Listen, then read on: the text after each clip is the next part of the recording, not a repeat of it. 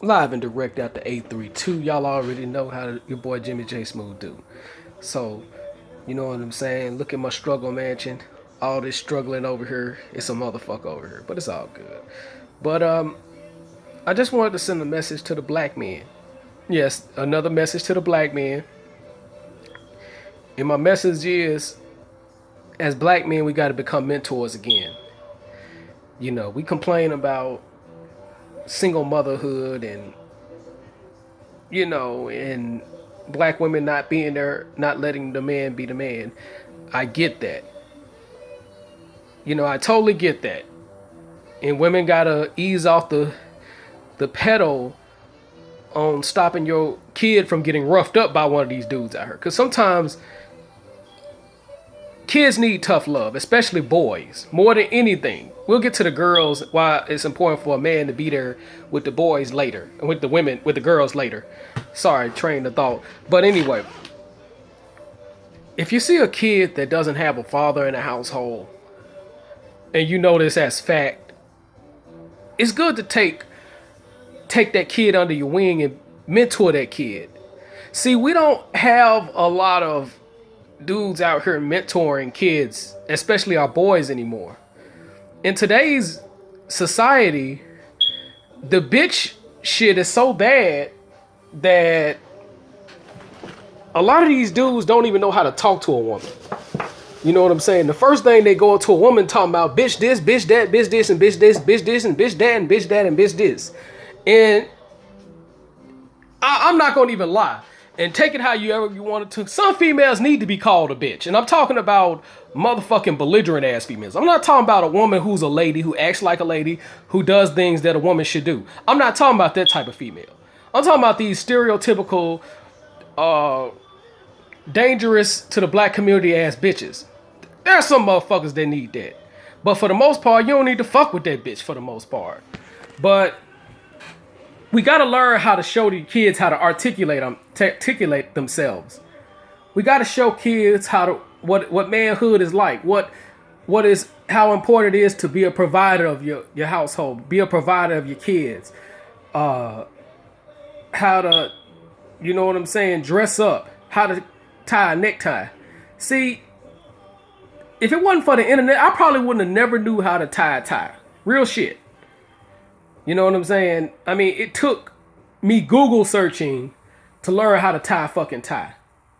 You know what I'm saying? Now, the men in my life as a teenager, they were a lot better providers than, well, I ain't gonna say they were providers of information and mentoring, because I was around a lot of niggas from the hood. I was around a lot of thugs and bugs and stuff like that. But they gave me the necessary tools as far as, you know what I'm saying, what not to do, how to carry yourself and stuff like that. And then later on down the line, I met my martial art instructor, better known as Anquan Bledsoe, King Kwan Kazazama, and he's got a martial arts school. I'm gonna put his martial arts school in the chat. I mean, in the description later on. But the first guy to really show me manhood, all around manhood, was my martial art instructor. And without him, I'd probably be in jail already. I mean, it's real shit. I probably went to jail multiple times. You know what I'm saying? Not to say I plan on going over that motherfucker, but, you know, if I'm gonna go to jail, it's gonna be a legit reason why. You know, but he was the first guy to really show me what true manhood, all around manhood, was about. Because some guys gave me bits and pieces of what manhood was about. Some guys were about different elements, you know, how not to get caught up in the street light, how not to sell dope, how to stay in school. You know what I'm saying? Everybody had different branches of it, but he was the guy that really set me straight for the most part. And I ain't too proud to say, but I had fear in the guy, because even though he was a 5'9", 5'7" guy, he was a guy that I respected. And we're gonna have to get around kids, have to get around grown men that they respect. And I didn't learn anything about this guy until I was 18, 19 years old. And we met at FedEx, you know what I'm saying? He was going to work and he was telling me to throw a punch and all kind of stuff. I'm like, damn, nigga, why you want to show me how to throw a punch? Why you want me to throw a punch at you, nigga? I don't, because I was always taught before, and my martial art instructor even confirmed this to me, you let the person hit you first, or you don't attack first. He taught me that, and he confirmed everything that I was already told as a child. But even though I never became a black belt, even though some schools would easily give me their black belt, I'm not saying I'm Billy Badass, but I ain't going. That's just how the way it is. But the things he taught me in martial arts and the things he taught me outside of martial arts wasn't very important. And he was my first, what I call truly my first mentor, because most of the women that were, most of the people that were influential was women.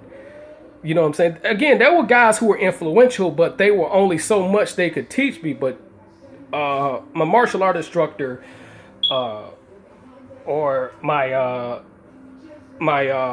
Shifu, because I want to get it right. He might want to beat my ass when he see me.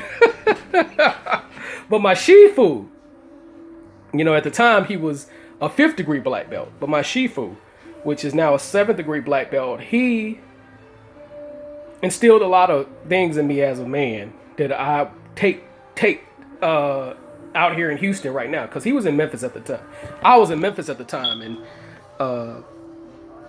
even though I didn't obtain a black belt, I attained a bigger thing beyond having a black belt. I attained knowledge, wisdom, and understanding and respect for your fellow man and fellow woman. He taught me how to talk to women, how to be aggressive, how to be a man who knows how to carry himself. And over time, my mouthpiece got better. I've been able to articulate myself. He always used to tell me, James, you're very intelligent. You just need to know how to use that shit. And I was always told I was intelligent by many people. But a lot of the people who were influential in my life were women. My first godmother, who was a white woman, named Miss Becky, I call her Miss Becky.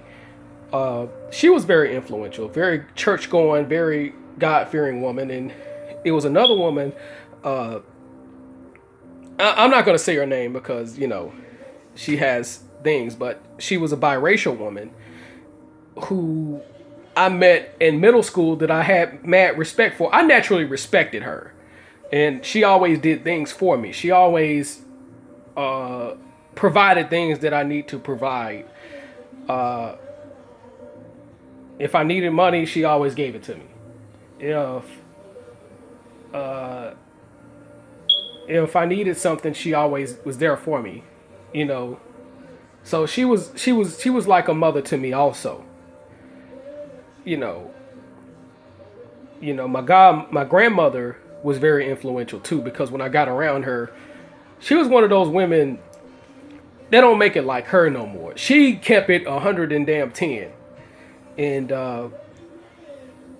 she was the female version of my martial art instructor. But my martial art instructor, when I was fucking up, he would tell me straight out, James, you fucking up, dog. I'm gonna kick you in your chin. I'm gonna make you sit down today. You know what I'm saying? And he would be like, he would get in my ass. I'll tell you that now. He was hard on me, but he was hard on me for a reason. And I was actually more scared of him when he wasn't mad. When he was mad, he wasn't going to do nothing. But when he didn't get mad, that's when the time I feared him more, because I know this motherfucker is going to strategically break my ass down. Whether it's verbally or physically. And you don't have to put fear in the kids. That's the thing. He didn't have to put fear into me, because I naturally respect him. And sometimes may have to be a boxer or a big basketball player. Sometimes you can just be a dude that come from a position of real masculinity, real calmness, real respect. And you could be like, you know what? bro, you messing up in the game. You know what I'm saying? And it's important for us men to get back to mentoring again. Black men need to get back to mentoring. I mean, it's good to be a dad. Sometimes it's just good to be there for your kids and stuff like that. That's important too. But sometimes when dudes don't step up to the plate, sometimes you got to step up to the plate. I know there are some ain't shit mothers out here that's gonna make your job mentoring young black men harder. I get that. But sometimes we just got to take charge of the situation and see a kid. Sometimes when a kid messing up on something as simple as their homework, sometimes we can be like, hey, let me holler at you. When a kid talking to a girl any old kind of way, we can be like, hey, let me holler at you. Even back in the day when dudes did drugs, sold drugs, there was always a mentor there. When the dude's been in the street life, there was a mentor out there. Now you got dudes out there that's a cop magnet off sheer osmosis. And I'm not talking about going out there. You shouldn't go out there and do anything illegal. You know what I'm saying? I understand we're in the system of white supremacy, but if you ain't got to do it, don't do it. But the thing is, sometimes dropping knowledge and dropping science to kids out here will alleviate a lot of fuck-ups in these streets out here. Will alleviate a lot of lifelong fuck-ups out here, because as the system of white supremacy circles its wagons, we got to step it up as men. We got to be more influential to these younger kids. A lot of you dudes out here talking about, well, these kids don't listen, they don't respect nobody. But the thing is, you have the ability to gain respect from these kids. And you're making a shitload of excuses by saying, well, these kids ain't gonna listen. Sometimes they'll listen to a motherfucker that they... Kids ain't stupid. Sometimes they know when... They smell bullshit when they hear it. They smell bullshit when they hear it. So that's why you gotta be the man out there being like, well, hey man, you messing up on this. You messing up on that. Let me provide you some guidance. Let me be like a father figure to you. We can complain about the women all we want, but sometimes kids can avoid a lot of trouble just by having a simple male influence in their life. Whether it's an uncle, friend, guy down the street, a neighbor down the street, we got to get back to it takes a village to raise a kid, because a lot of you motherfuckers are so quick to give up on these kids out here that you so quick to give up on these kids that you so quick to give up on these motherfucking kids to where it's a detriment to even your motherfucking kids. It's a detriment to your kids because your kids be hanging around the motherfuckers. Sometimes you just gotta raise other people's kids. And I'm not saying you gotta whoop them or nothing like that. Sometimes you could just be like, hey, you hang out with my son, but stuff like that, but you gotta do better than this. I see you're a smart person, man, but you gotta be like this. You gotta do X, Y, and Z and shit. Again, I don't have children myself. And that's a good thing for me, because I'm in the struggle mansion. Look at this shit over here. Do you really think I can take care of kids with shit like this? I need to fix this bullshit. But the thing is, that does not stop me from... That shouldn't stop me from being a mentor, goddammit. That's not going to stop me from being a mentor. That's not going to stop me from dropping signs to the younger community. So once again, we got to do a better job of mentoring. That's including myself. You know what I'm saying? I do as much as I can, but I'm going to include myself in it. Because I want us all to make a pledge to be a true male role model. Once again, this your boy live and direct. In full effect out the 832. Y'all already know how a motherfucking Jimmy J Smooth do. Peace out.